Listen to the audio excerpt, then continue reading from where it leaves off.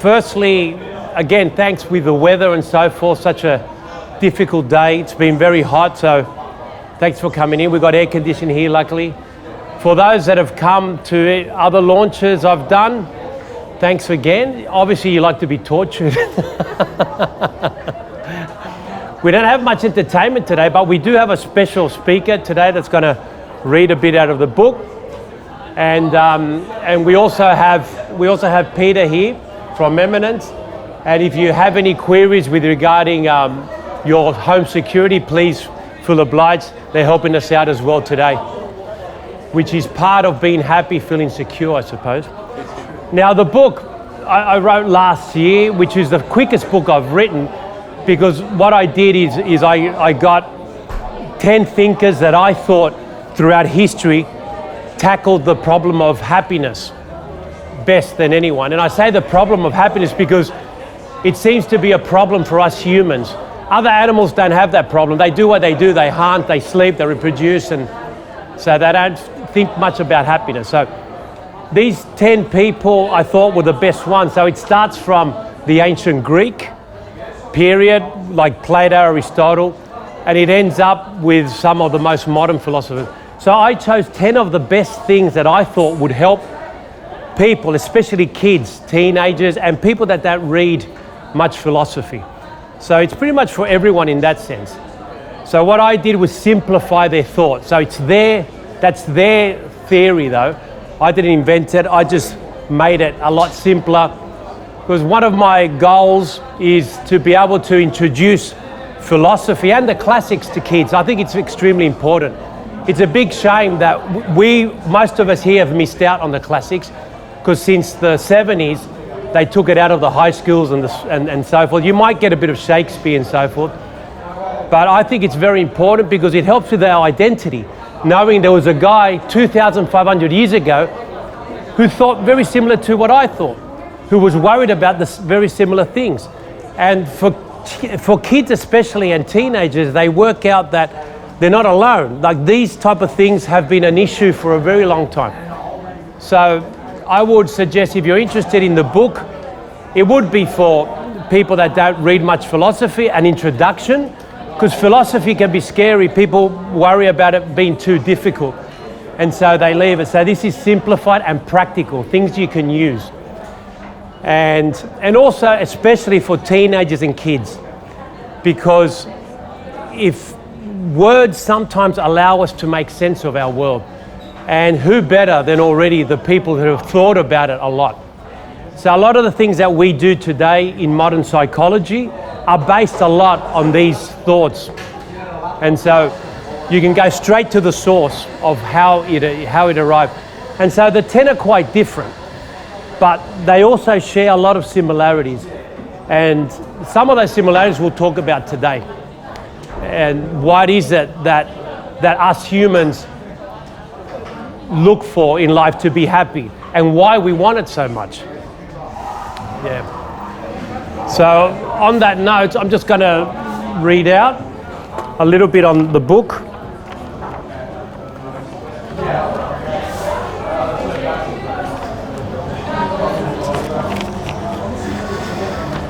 All right, so this is a Spanish one, actually. Give me the... There are a few Spanish-speaking people here, so I will say something in Spanish later. And I also, any other languages, just feel free. I'll work my way through it. Anyone that old Latin or ancient Greek? No. Oh, what a shame. I could have. Yeah. I'll just stick to Spanish and English. So this is the book, How to Be Happy. 10 tips from 10 thinkers, right? And a little bit of the subtitle here, Fun with Philosophy. So it's not a heavy book, it's about having fun with it and working out some of the things that would help us. What I noticed is that a lot of these 10 thinkers have a very similar view on happiness. One of those is that it's almost impossible to keep all the time. So as humans, we say we want to be happy, but we don't really know what that means. We just use the word happiness, yeah. And in ancient Greece, they used a word called ataraxia, which meant a state of fulfillment. And I think that's what we're really all looking for. We're really looking to have inner peace. That's what we want. Because happiness, 90% of our lives, if you can rate happiness between 1 and 10, most of it's 5. Like now, you sitting there, you're about a 4, I reckon, listening to me, 4, maybe 5. But then if you've got a party tomorrow night, you go out and you have a couple of drinks and you dance and you go, oh, this is fantastic, it's an 8 or a 9, you know? If you come to one of my parties, it'll probably be a 10, but that's for another type of venue. Yeah, no, Andrew's been to a lot of the parties. And then you hit a 10, but those 10s, they don't last long. They're just momentary. So what these people have worked out is that what we need to find is more permanent type of happiness. Things that give us more permanent, but not 10s, they're just permanent, but less highs. And the beauty of research is in psychology, we worked out that most of us, doesn't matter what country you're from, how tall you are, how much money you have, how good looking you are, you're roughly 90% of your life is going to be a 5. And you're going to hit the peak. So when people take photos on Instagram, you think, oh, they're living their life like a 10, but it's only a snapshot.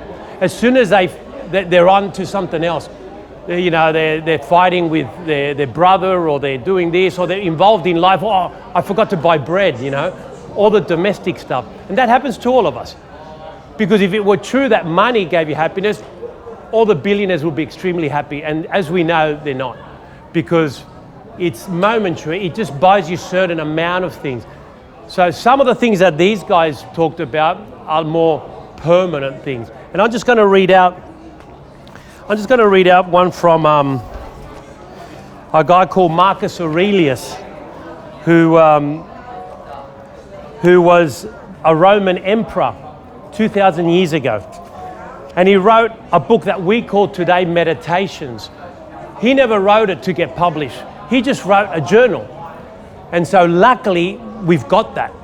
We learned a lot about history, about the Roman Empire and so forth. And he seemed to be defined as one of the good emperors. There were some bad emperors and the good emperors. So he did a lot for the people.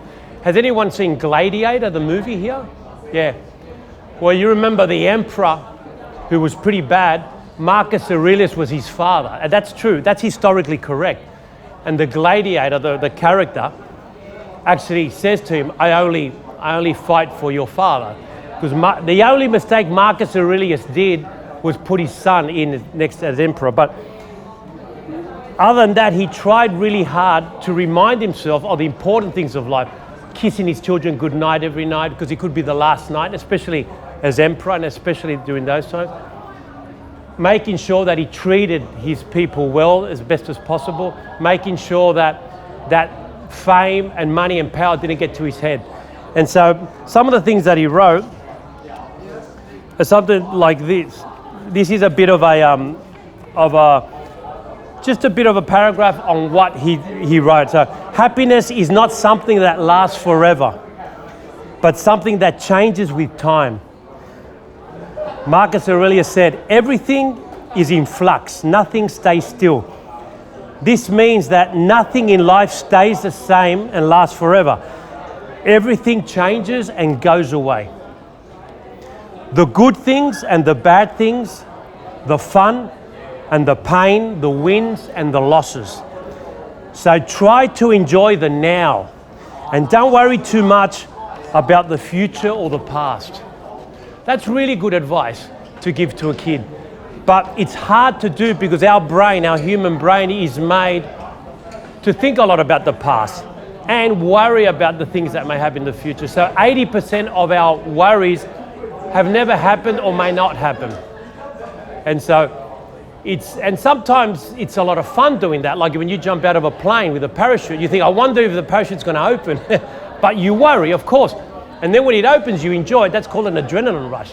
Because you don't know, it's so uncertain, but you take calculated risks. So you might decide to join a team, you might win or lose, you might ask someone out, they might say yes or no. You might go for an exam, you might pass or not. And so they're the calculated risks we take that most animals don't. They just take the necessary risks. But because we have a big brain and we see the world differently, we have to also, part of happiness is taking those necessary risks. I'm just going to read another one from ancient Greek times. And it's a guy called Epicurus, who you may know Plato, you might have heard of Aristotle. Epicurus was a little bit unfortunate that he lived at the same time as Plato and Aristotle, so he got a little bit shoved to the side. But he was a smart guy. Aristotle formed his academy, and Plato formed his academy. So they had students going to each one. Actually, Aristotle called it the academy. That's where the name comes from. Plato called it the Lycée, which in Spanish we call that an institution like for secondary studies. But Epicurus was smarter. He called his the garden. And so he walked around with people, with students, just talking about stuff. And of course, all the young people wanted to go there. And he was the first one to allow women and slaves, at that time they had slaves, into his academy. So he had a big following because of the type of person he was. And so he died at a relatively older age for that time, but he died with a lot of pain because he had kidney problems. But his students wrote that he would always be happy, even with pain, because he would remember the good times he had with his friends. And so part of the things that he tells us is basically a lot about how to be happy and very importantly, how to be happy with, more important, the people around you. So happiness is enhanced by friendship. Epicurus said that friendship is one of the best sources of pleasure and happiness in life. He said that friends are like family, who when we need it, and who teach us, who help us when we need it, who teach us new things, who make us laugh, who hug us when we are sad, and who love us for who we are. He said that we should love our friends and treat them well because they are more important than anything. So that's Epicurus 2,500 years ago talking about these things. This type of stuff is very important to transmit, to pass on to kids today, because in the end, the essence hasn't changed of human nature. It's very, very similar. I chose those two because they're very practical and very appropriate still for today.